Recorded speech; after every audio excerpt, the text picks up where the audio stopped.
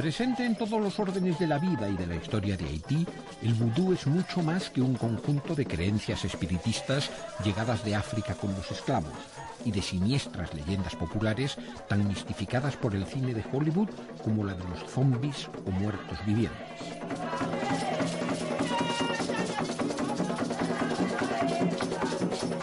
El vudú no solo es la religión mayoritaria de Haití, sino también su principal seña de identidad nacional.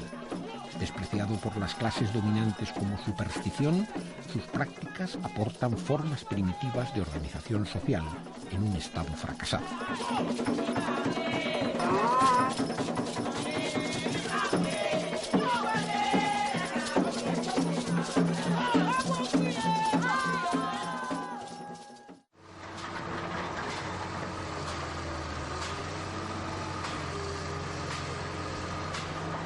La localidad de Léogâne tiene sobrados motivos para implorar la misericordia divina. Epicentro del terremoto que devastó el oeste de Haití, sufrió la destrucción del 80% de sus casas y la mayoría de sus habitantes quedó en el desamparo. En su principal templo vudú comienza el enésimo ritual de invocación a los muertos.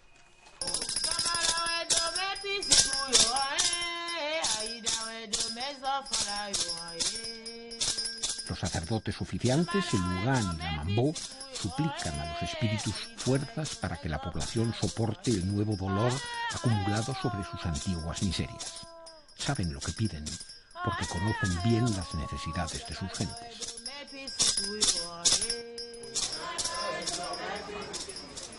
Sentados en el patio, Madame Cleopatra, la Mambó más respetada de la región, y Philippe Jean Denier, que además de Ugán es sargento de la policía local, nos explican cómo los sacerdotes buduistas suplen al débil Estado haitiano, actuando como jueces de paz y curanderos.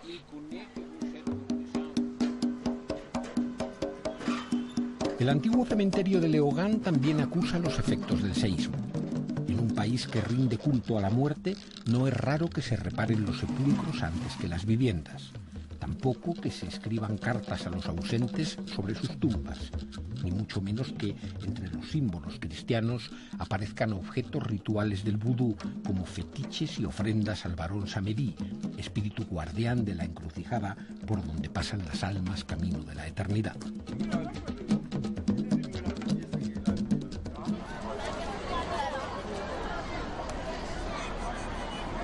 La ancestral fe de los esclavos no solo se manifiesta en las zonas rurales más atrasadas de Haití, sino también en los núcleos urbanos donde anida y se reproduce la miseria.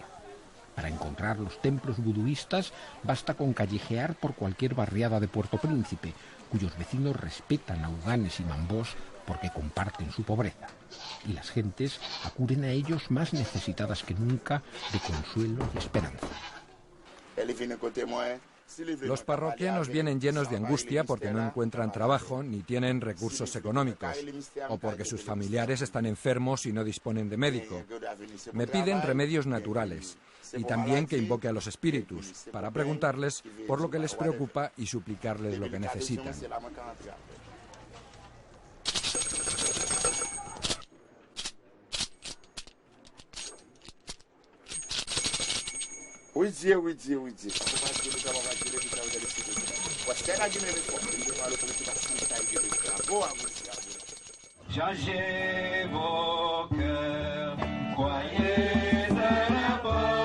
Si el vudú es la fe de los miserables, el cristianismo fue siempre la religión de los poderosos.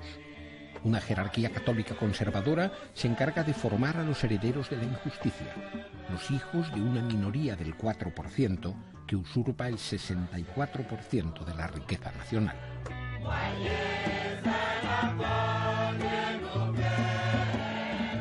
Mientras que el vudú era perseguido como un culto al diablo, el catolicismo mantiene su primacía desde los tiempos de la esclavitud.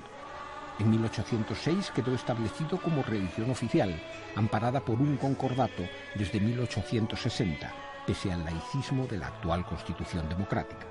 Y aunque Haití ya no sea un Estado confesional, su gobierno continúa financiando a la Iglesia Católica.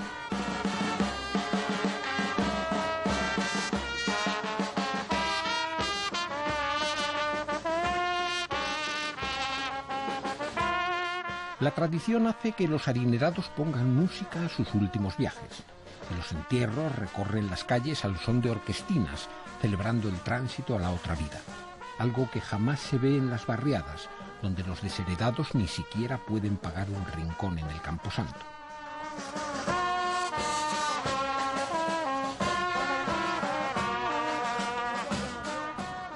En Cité Soleil, el mayor infierno social de América, el terremoto ha profundizado la miseria que se extiende como un cáncer social.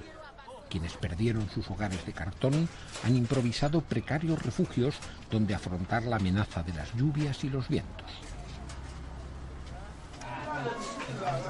A poco que se camine entre las chabolas de Cité Soleil, contando con la benevolencia de sus bandas armadas, se da con alguno de los templos de la Tom buduistas.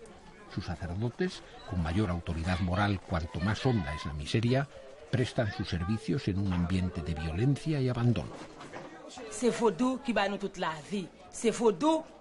El vudú es vida, es lo que infunde vida a los árboles, es lo que hace vivir a cada persona, a todo el mundo.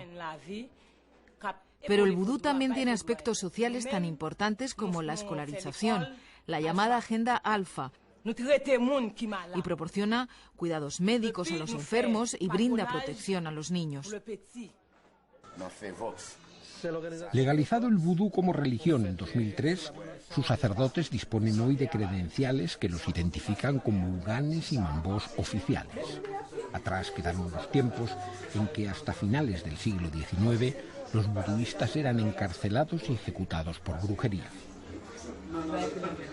Todavía en 1941, la última campaña contra la superstición desató una cruenta persecución, pero hace ya más de 20 años que el vudú cobró presencia pública, reivindicado por intelectuales y artistas. Los extranjeros suelen identificar al vudú como algo detestable y llegan a decir que el vudú es el diablo. Pero el vudú no es el diablo. Nosotros trabajamos con los espíritus. Y cuando hacemos un trabajo espiritual, la gente nos paga y ese dinero lo empleamos para ayudar a la población que no tiene que comer. En abril de 2005, los sacerdotes con mayor formación intelectual crearon una Federación Nacional Vudú y 3 años después eligieron como su autoridad suprema al Ugan Ati Max Beauvoir, un bioquímico de 72 años formado en el City College de Nueva York y en la Universidad de la Sorbona.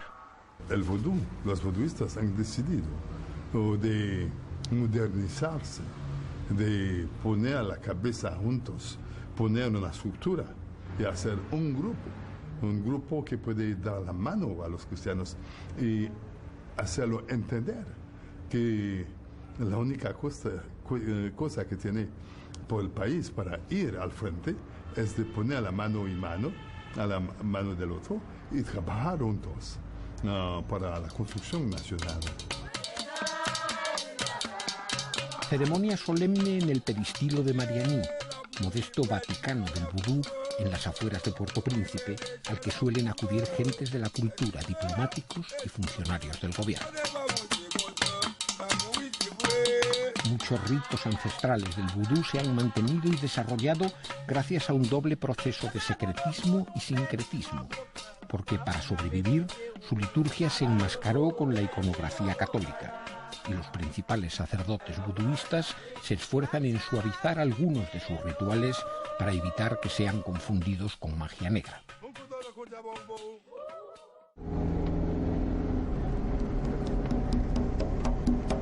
Cada noche la miseria tiende un manto de negrura sobre Haití.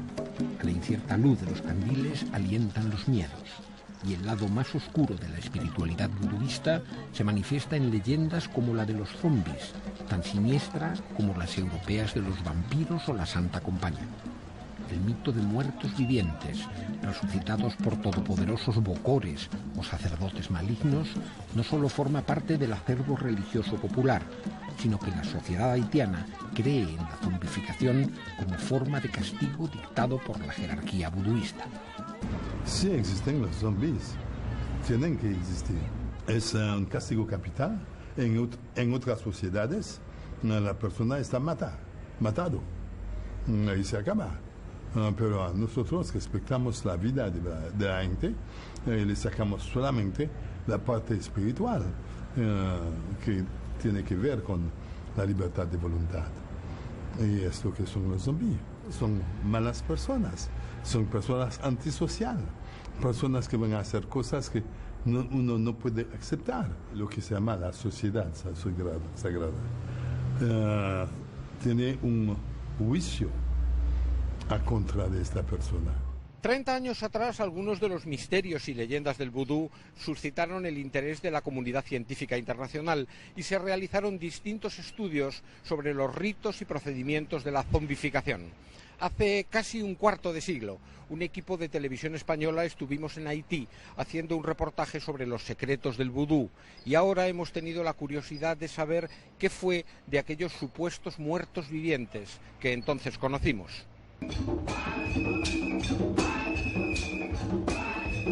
A finales de los años 70, científicos de la NASA, universidades norteamericanas y funcionarios de la UNESCO se interesaron por el mito de la zombificación.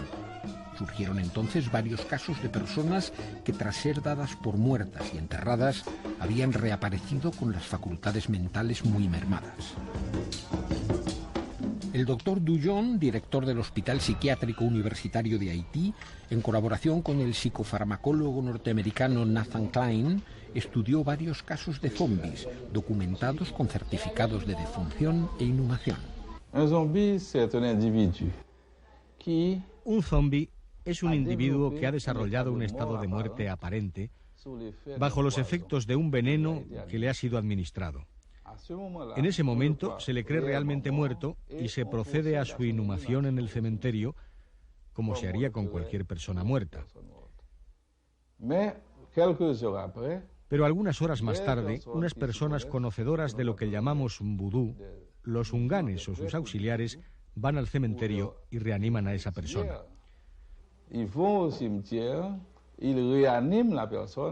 Uno de los zombis localizados por el doctor Dujon fue Francina Ileus, conocida como Tifam, pequeña mujer en criollo, que según informes policiales había muerto en 1976 y apareció 3 años después.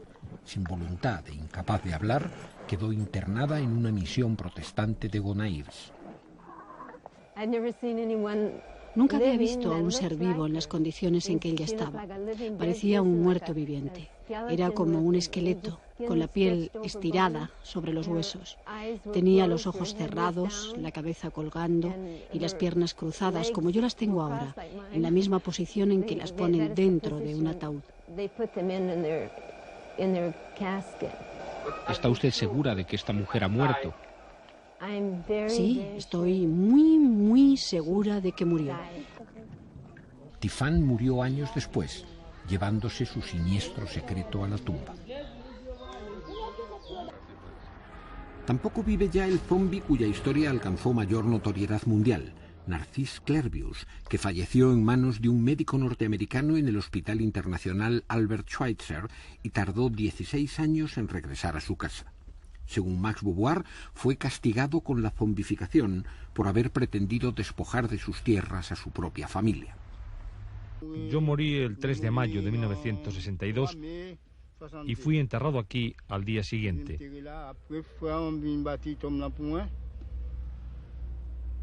Me metieron aquí debajo y estuve más de 2 días sepultado. Después vinieron a buscarme. Me llamaron. Oí que me decían, levántate. Y yo me levanté y salí de la tumba contestando a los que me llamaban. Estaba muy agitado. Me senté en la tumba y me amarraron los brazos con cuerdas. Después me tuvieron trabajando en una plantación durante 2 años y 9 meses. ¿Cómo era la muerte? Me sentía muy solo. Todos me habían dejado. Pero era una soledad muy agradable. Con daños mentales muy ligeros, Clervius vivió normalmente, contrajo matrimonio y viajó a Norteamérica, invitado por varias universidades. Clervius ha muerto finalmente. Ha muerto otra vez y finalmente, totalmente. No como zombie, pero como una persona.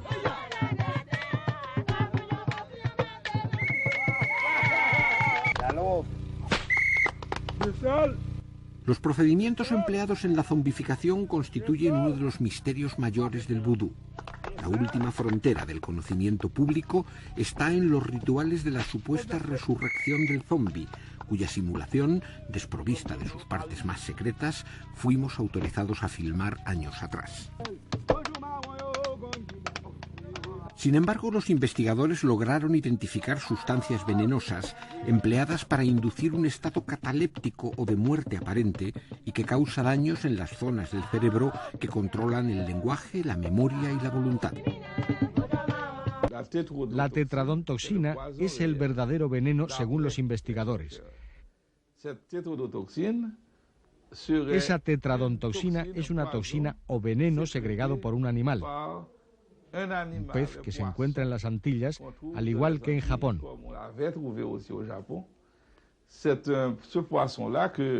Es un pez que le puedo mostrar, si quiere usted verlo. Su nombre es pez pofe. Este pez contiene una sustancia, una toxina, que es 300.000 veces más potente que la morfina. Pero no pienso personalmente que con un veneno uno puede hacer un zombie. No lo creo. Yo pienso que el zombie es algo totalmente espiritual.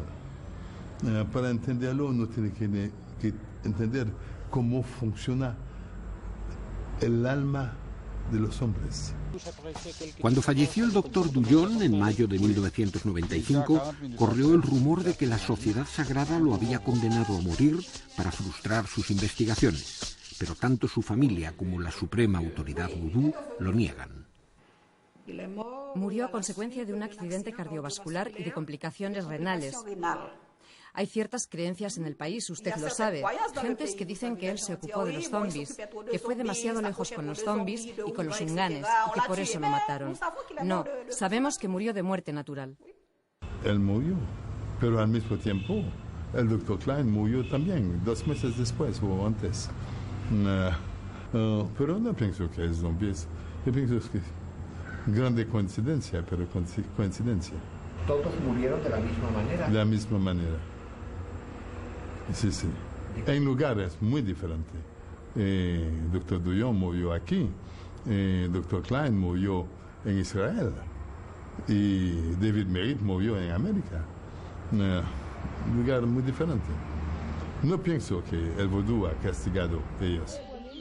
Entre los numerosos científicos atraídos por la increíble historia del zombie Clervius, estuvo un hermano del doctor Dullon, criminólogo y catedrático de psicología en la Universidad de Montreal, que regresó a Haití para investigarlo. Pero su desventura contribuyó a alimentar la superstición popular. Quiso ir al pueblo natal de Clervius, a ver a la familia de Clervius y todo eso. Tuvieron un accidente cerca de Salmor. Tuvieron un accidente muy grave. Quedó con las piernas rotas por varios sitios, con el pubis roto. Así que, maltrecho, fue hospitalizado y finalmente lo enviaron de vuelta a Canadá. Su mujer no quiso volver más a Haití ni saber nada de aquellas investigaciones. Así que él tampoco regresó. Desde hace 15 años la comunidad científica no ha vuelto a interesarse por los enigmas del vudú. Se hizo el silencio e incluso dejaron de aparecer nuevos casos de supuestas zombificaciones. Pero en el deteriorado Hospital Universitario de Puerto Príncipe todavía se habla en voz baja sobre la cuestión. Hace ya algunos años que no tenemos este tipo de enfermos aquí, pero en el tiempo del doctor Dullon los hubo. Puedo entender que a su juicio ahora se dan en la sociedad haitiana menos casos de zombificación que antes. Eso no podría decirlo, tampoco podría decirlo. Aunque aquí no hemos vuelto a recibirlos, no podría decirlo, porque sé que culturalmente es algo que existe. Se dan esos casos en Haití de personas que mueren y algún tiempo después se las ve regresar a sus domicilios. Pero no en su estado inicial. Son gentes que realmente han sido zombificadas. Si hiciéramos un sondeo, le garantizo que encontraríamos no pocos casos. En el caos del archivo hospitalario no hay forma de encontrar datos sobre los antiguos zombies. Sin embargo, su actual director, que cursó las prácticas médicas en la época del doctor Dullon, recuerda los casos más destacados y conserva algunas fotografías. A partir de 1985 estaba Narcís. Este es, mire, aquí tenemos a Narcís. Y después estaba también Francine.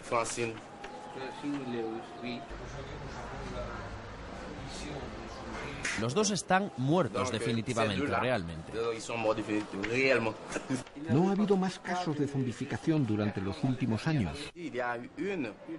Ha habido un caso solamente, pero sus parientes no quisieron dejar que se investigara ni se averiguase lo que había ocurrido.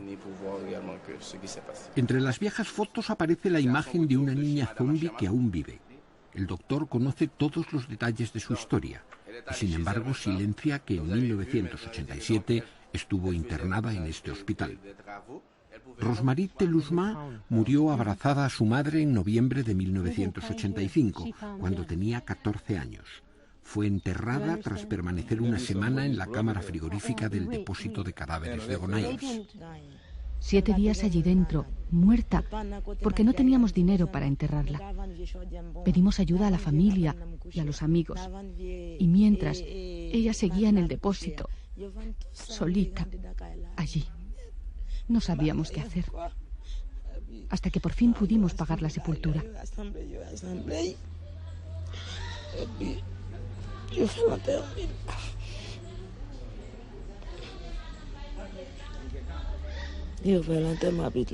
La enterramos el 1 de diciembre. El 1 de diciembre la enterramos y apareció 9 meses después. El pueblo entero quedó aterrado por la vuelta a casa de la niña zombie y finalmente sus padres decidieron llevarla a la misión protestante donde ya estaba acogida Tifam. Durante una temporada el doctor Dullon aceptó a Rosemarie como paciente de su hospital sin que los tratamientos dieran resultado. El propio Max Beauvoir practicó con ella un ritual de deszombificación, solo conocido por los más altos sacerdotes buduistas al que nos autorizó a asistir, pero tampoco logró sus propósitos. Después, el caso de la niña zombie cayó en el olvido y su rastro se perdió durante más de 20 años.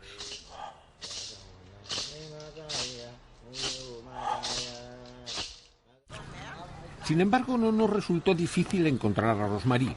Sabíamos que su familia vivía en el norte de Haití y no tardamos en localizarla en Cap-Haitien, donde la ciudad entera conoce su historia. Al principio, sus padres, temerosos y avergonzados, no permitieron que viéramos las condiciones inhumanas en que mantienen confinada a Rosemarie, que ahora se llama Janet.